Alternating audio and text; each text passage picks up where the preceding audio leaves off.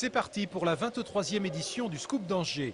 Le festival international consacré au journalisme a en effet débuté ce soir au centre de congrès. Et cette année, ce sont ces dames qui sont à l'honneur, puisque la manifestation aura pour thème central les femmes acteurs du siècle. Les femmes sont allées dans tous les domaines de la connaissance ou du travail. Enfin, ont trouvé un début de place, parce que ce combat, comme dit Masha Merrill, il est presque terminé, mais pas tout à fait terminé encore. Donc il y a encore des places à prendre, ne serait-ce que dans l'égalité des traitements, par exemple. Et puis, on parle aussi de ce qui se passe chez nous, mais parlons un peu de ce qui se passe à l'extérieur. Effectivement, à travers l'information qui circule très rapidement à travers le monde, les femmes sont en train de voir comment ça se passe ailleurs, et en espérant qu'elles se libèrent. Mais là, il y a encore beaucoup de choses à faire sûrement. Pour cette première soirée au centre de congrès, des femmes de divers horizons apportent leur témoignage, à l'image de la comédienne Masha Merrill, qui s'est offert un petit crochet par les studios d'Angers 7 cet après-midi. Aujourd'hui, la bataille, elle est planétaire.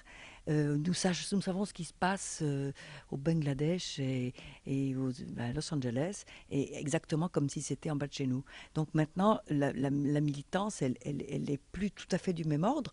Il faut savoir comprendre ça. On ne peut pas utiliser les mêmes mots, les mêmes pensées, Et surtout, je trouve en ce moment, nous sommes vraiment dans un grand virage de civilisation.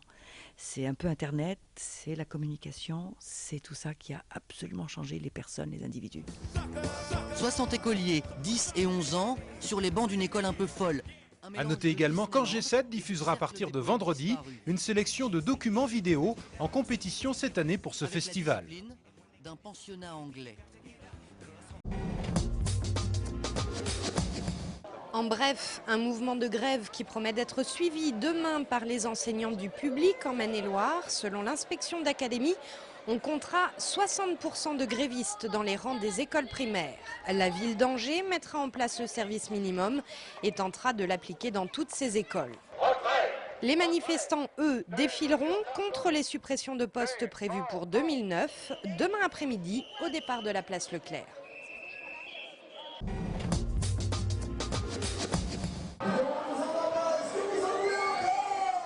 Attraction à sensation ou beaucoup plus calme, la foire Saint-Martin attire beaucoup de monde depuis plus d'une semaine à Angers.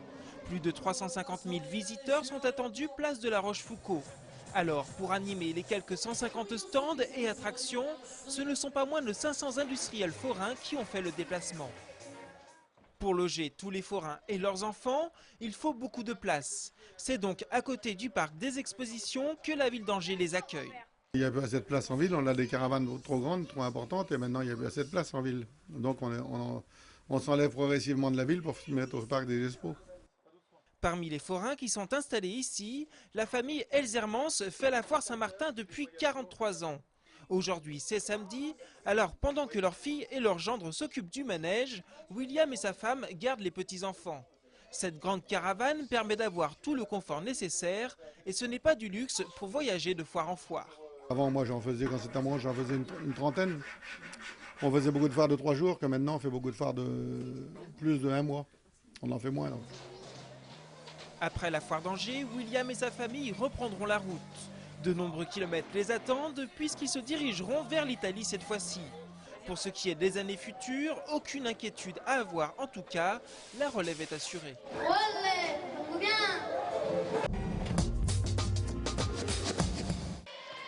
C'est un peu David contre Goliath qui s'est joué hier soir au Salles-Villoutreuil-Jean-Bouin à Angers à l'occasion des 32e de finale de la Coupe de France.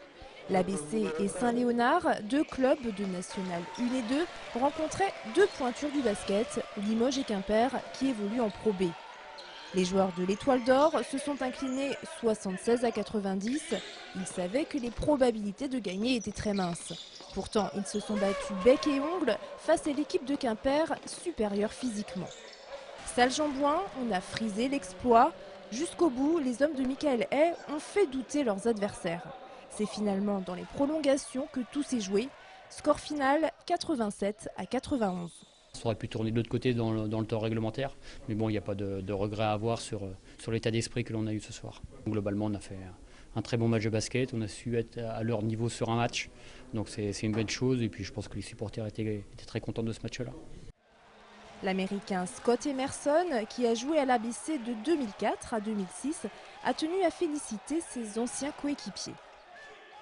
Ils ont bien joué. Angers a une bonne équipe. J'espère qu'ils vont se maintenir en National 1 et revenir en Pro B. C'était vraiment un bon match. J'ai pris plaisir à jouer. À part les problèmes d'arbitrage, c'était vraiment très bien. Après cette petite parenthèse dans le championnat, l'ABC se rendra à Bayonne samedi soir à l'occasion de la 12e journée de National 1. Les Ducs continuent l'aventure en Coupe de France dont ils joueront les quarts de finale en décembre prochain. Hier soir, ils se sont imposés sur leur patinoire face à Amiens après un match pas si facile que ça. Menés d'entrée de jeu, ils ont ensuite livré un excellent premier tiers pour prendre l'avantage, 4-1. Constamment en tête, ils ont pourtant laissé Amiens revenir à quelques longueurs avant de creuser l'écart en fin de rencontre. Victoire finale 9-5. En Coupe de France, seule la qualification importe.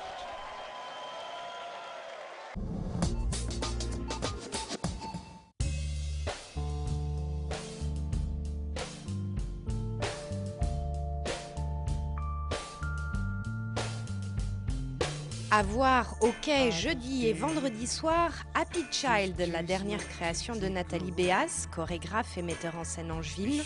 Un spectacle qui mêle danse et théâtre, langage chorégraphique et narratif, pour raconter une suite de moments poétiques. Il y a peut-être plusieurs histoires dans la même histoire. J'avais envie de parler de la famille, de la fratrie et de l'enfance et le lien, le rapport au jeu d'enfant. C'est pas mal. La famille, sans doute parce que Nathalie Béas, pendant qu'elle écrivait son spectacle, préparait un heureux événement. Un fils, peut-être l'Happy Child, grande source d'inspiration. Mais revenons à Happy Child, une création que l'on pourrait dire multicarte, jouant sur les couleurs, la lumière, le son. Il faut dire que son metteur en scène a fait les beaux-arts et sait utiliser bien des moyens pour raconter ses histoires. C'est pas qu'une histoire d'être humain, quoi. C'est aussi une histoire d'espace et de sensations visuelles, quoi, et auditives. Donc c'est une histoire de sensations. Happy Child à découvrir donc demain et vendredi au quai.